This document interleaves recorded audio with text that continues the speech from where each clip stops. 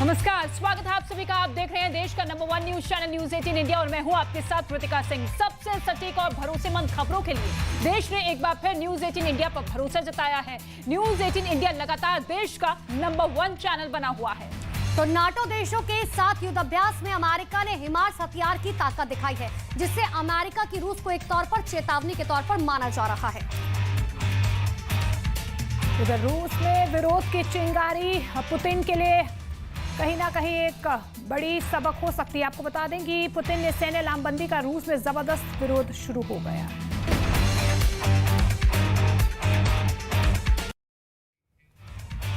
तो रूस और यूक्रेन के बीच तनाव के हालात लगातार बने हुए हैं। कभी भी किसी नई अनहोनी की खबर सामने आ सकती है। इतना ही नहीं, लेकिन इसी बीच बाल्टिक सागर में नॉर्थ स्ट्रीम गैस पाइपलाइन में रिसाव की खबर ने पूरे यूरोप में हड़कंप मचा दिया है।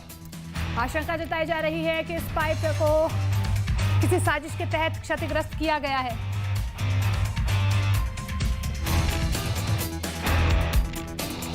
समंदर में कैसे टूटी गैस पाइपलाइन?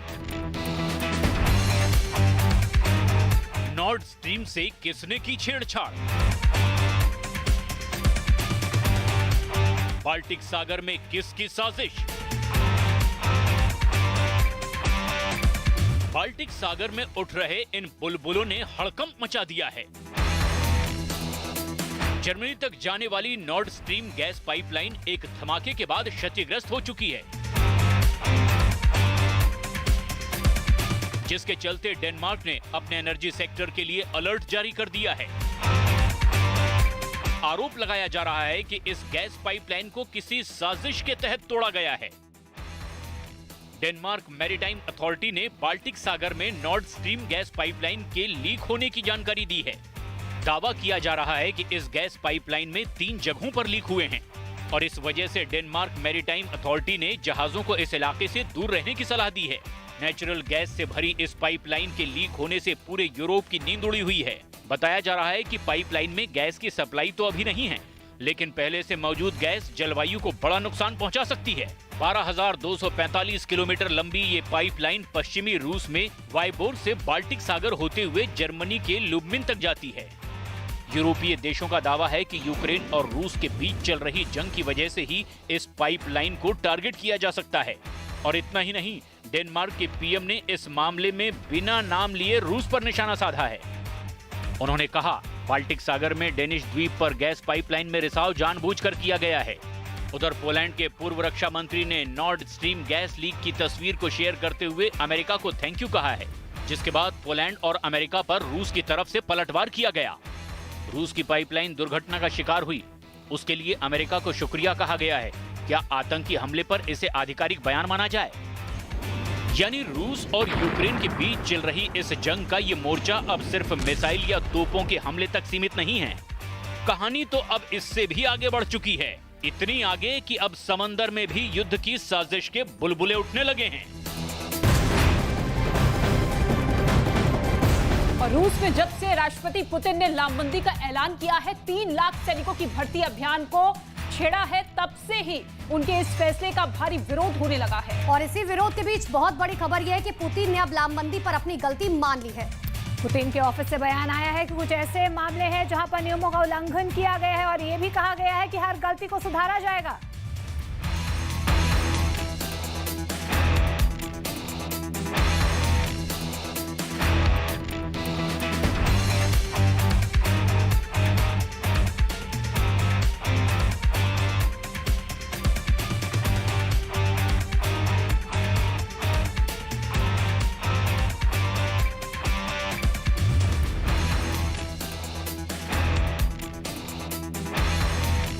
हर कोई रूस छोड़कर भागना चाहता है। सड़क पर पुतिन के आदेश के विरोध में प्रदर्शन हो रहा है। बॉर्डर पर रूस छोड़कर भागने वालों की भीड़ जुट गई है। रूस में लामबंदी के आदेश के बाद से ही हड़कंप मचा हुआ है। लामबंदी के आदेश के बाद से रूस छोड़कर लोग भागने लगे। क्या लामबंदी का आदेश पुतिन की गले की हड्डी बन गया है?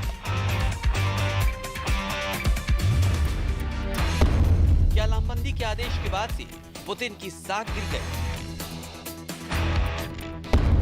क्या रूस के लोग यूक्रेन के खिलाफ युद्ध नहीं चाहते?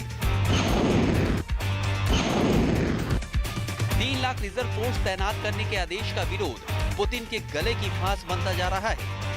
जनता विरोध में उतरी तो अब खुद पुतिन मानने लगे हैं कि उनका फैसला गलत था। खबर है कि पुतिन की तरफ से ये माना गया कि लामबंदी अभियान में गलतियां हुई हैं। पिछले हफ्ते पुतिन ने रूस में 3 लाख लोगों को यूक्रेन युद्ध में लामबंद करने का ऐलान किया। खबर उड़ी कि जिन्हें सेना का कोई अनुभव नहीं है और जो बुजुर्ग हैं उन्हें भी युद्ध में शामिल होने के लिए बुलाया जाएगा। उसी के बाद से कहीं कहीं सेना में भर्ती करने का अभियान चलने लगा, जिसके बाद से ही लोग सेना में जाने के डर से देश छोड़कर भागने लगे। रूस से बाहर जाने वाली फ्लाइटों की टिकटें महंगी हो गईं। इंटरनेट पर तरह तरह की तरकीबें तलाशी जाने लगी। हालांकि बढ़ते विरोध के बीच रूस के राष्ट्रपति पुतिन के प्रवक्ता की तरफ से बयान आया। कुछ ऐसे मामले हैं जहां नियमों का उल्लंघन किया गया और ये भी कहा गया कि हर गलती को सुधारा जाएगा। उन्हें रूस की सीमा बंद करने और मार्शल कानून लागू करने की जानकारी नहीं है। सवाल है कि जिस लामबंदी को लेकर रूस में भारी विरोध हो रहा है, पुतिन की तरफ से सफाई आ रही है, आखिर उस नियम में है क्या? लामबंदी के नियमों के मुताबिक जो लोग सैन्य क्षमता रखते हैं उन आम नागरिकों को युद्ध के लिए बुलाया जाएगा।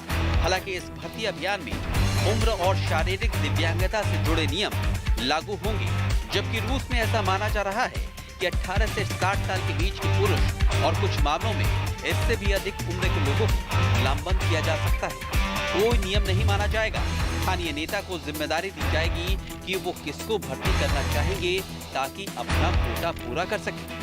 हालांकि इससे पहले ही रूस के रक्षा मंत्रालय की तरफ से स्पष्ट संदेश था कि जिनके पास सेना का अनुभव और जरूरी स्किल है उन्हें ही सेना में भर्ती होने के लिए बुलाया जाएगा और ये प्रक्रिया कई महीनों में पूरी की जाएगी।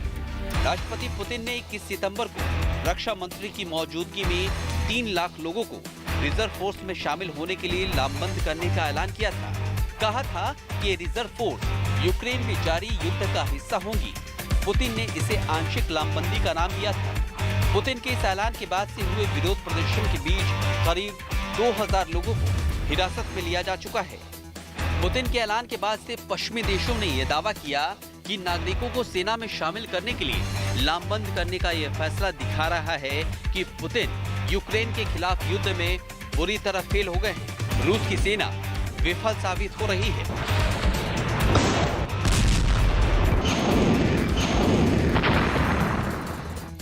और अब आपको बताते हैं कि लामबंदी अभियान को लेकर पुतिन के ऑफिस से क्या-क्या सफाई सामने आई है।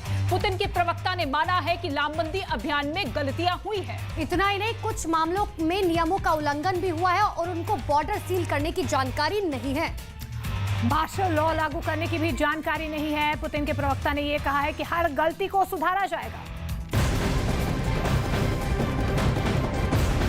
और रूस में जब से पुतिन ने सैन्य लामबंदी का ऐलान किया है उसके बाद से ही लगातार पूरे देश में हड़कंप मचा हुआ है। लोगों को इस बात का अब डर सता रहा है कि कहीं उन्हें भी यूक्रेन जंग की आग में ना झोंक दिया जाए और इसीलिए लोग देश छोड़कर भाग रहे हैं।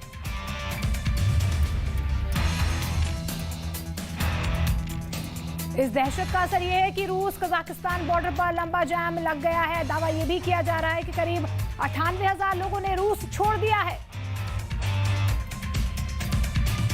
तो रूस कजाकिस्तान बॉर्डर पर लंबा जाम लगा है क्योंकि लामबंदी के ऐलान के बाद से ही लगातार लोगों के मन में डर है कि कहीं उन्हें जंग में ना धकेल दिया जाए। ऐसे में लोग जो है रूस को छोड़ने को तैयार होते हुए नजर आ रहे हैं।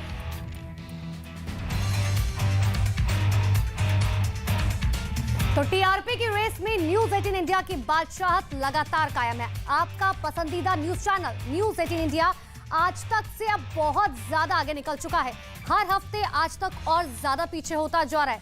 न्यूज 18 इंडिया को आज तक से 25% ज्यादा दर्शकों ने देखा है। इतना ही नहीं, न्यूज 18 इंडिया के लिए दर्शकों का प्यार बढ़ता जा रहा है। न्यूज 18 इंडिया को आज तक से 1,49,00,000 ज्यादा दर्शकों ने देखा और एक बहुत बड़ा फासला है जो हर हफ्ते बढ़ता ही जा रहा है। प्राइम टाइम में न्यूज 18 इंडिया के पास कोई भी दिखाई नहीं दे रहा। हालांकि न्यूज 18 इंडिया के पास फिलहाल 14.8% मार्केट शेयर है, जबकि महज 11.5% के साथ आज तक बहुत ज्यादा पीछे है। प्राइम टाइम की बात करें तो न्यूज 18 इंडिया को आज तक से 29% ज्यादा दर्शकों ने देखा है। टीआरपी की रेस में जी न्यूज और एबीपी न्यूज मिलकर भी न्यूज 18 इंडिया के बराबर नहीं पहुंच सके। आपका भरोसा हमें लगातार बना रहे देश का नंबर 1 न्यूज चैनल।